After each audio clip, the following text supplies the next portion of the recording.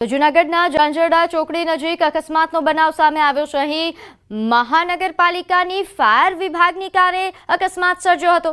Chief officer driver મનપાની કારમાં સવાર હતા। અકસ્માત બાદ સ્થાનિકોનો મોટો આક્ષેપ કે ચીફ ફાયર ઓફિસર વિશાલ ત્રિમડિયા અને ડ્રાઈવર વિજય કાછડિયા નશામાં છે, જેનો આક્ષેપ સ્થાનિકો દ્વારા કરવામાં આવ્યો। અકસ્માતમાં 3 ઈજાગ્રસ્તો સારવાર હેઠળ। ડ્રાઈવરે રોંગ સાઈડમાં કાર ચલાવીને અકસ્માત સર્જ્યો હતો। ઈજાગ્રસ્ત તો વાહન ટોઈંગ કરીને આગળ લઈ જવામાં આવ્યા। નોંધ્ય છે કે તે દરમિયાન અચાનક જ રોંગ સાઈડમાં આવીને અકસ્માત સર્જ્યો હતો। અહીં ફરિયાદ નોંધાતા તજવીજ પણ હાથ ધરાઈ છે।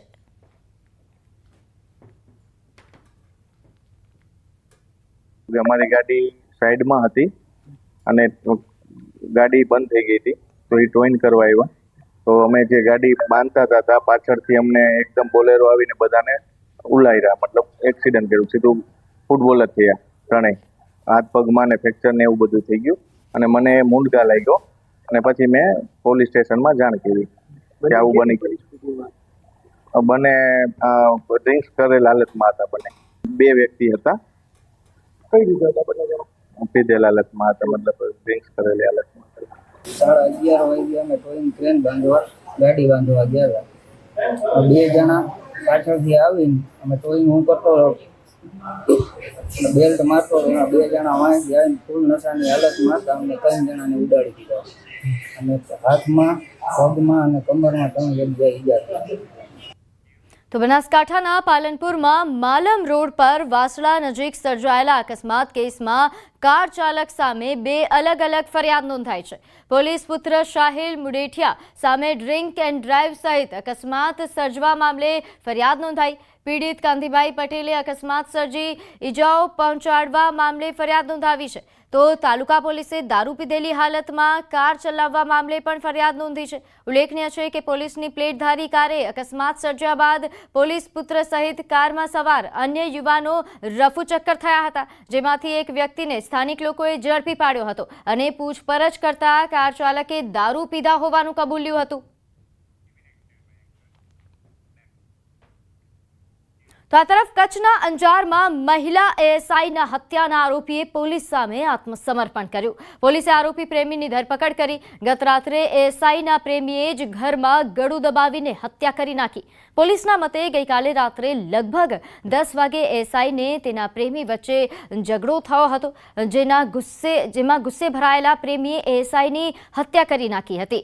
મરણ જનાર અરુણા જાદવ મૂળ સુરેન્દ્રનગરના દેરવાડાના વતની હતા અને અંજારની ગંગોત્રી સોસાયટીમાં રહેતા હતા। જે પ્રેમીએ ગળું દબાવી હત્યા કરી તે આરોપી દિલીપ એસઆરપીએફમાં ફરજ બજાવે છે। હાલ અંજારમાં ફરજ બજાવતી મહિલા એએસઆઈની હત્યાથી પોલીસ ખાતામાં દોડધામ મચી ગઈ છે। બંને 2001માં ઇન્સ્ટાગ્રામથી સંપર્કમાં આવ્યા હતા। બંને લિવ ઇનમાં રહેતા હતા। તો આ તરફ મહિલા એએસઆઈના મામાનો મોટો આક્ષેપ છે કે મૃતકના માતા પિતા દિલીપ સાથે લગ્ન કરવા તૈયાર હતા, પરંતુ દિલીપના કુટુંબીજનો વિરોધમાં હતા। ગઈકાલે રાત્રે બંને અરુણાબેનના ઘરે હતા, તે વખતે બંને વચ્ચે 10 વાગ્યાની આસપાસ ઝઘડો થયેલ હતો અને ઝઘડા બાદ આરોપી દિલીપ દ્વારા અરુણાબેનનું ગળું દબાવીને હત્યા કરવામાં આવેલ છે અને આરોપી પોતે અત્યારે સીઆરપીએફમાં કોન્સ્ટેબલ તરીકે ફરજ બજાવે છે। ત્યારબાદ આરોપી દ્વારા સવારે સામેથી અંજાર પોલીસ સ્ટેશન ખાતે સરેન્ડર કરવામાં આવેલું।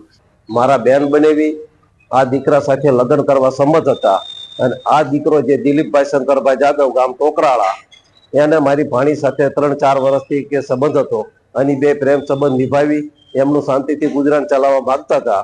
અમે એ લોકોને મળી ચૂકેલા છીએ, પણ એ દીકરાના મમ્મી પપ્પા રાજી હતા, પણ દીકરાના જે કુટુંબીજનો, એના દાદા, એનો દાદાનો દીકરો, આ લોકો આમાં સંમત નહોતા, એટલે છોકરાઓના ઘરેથી અડધૂત કરેલા।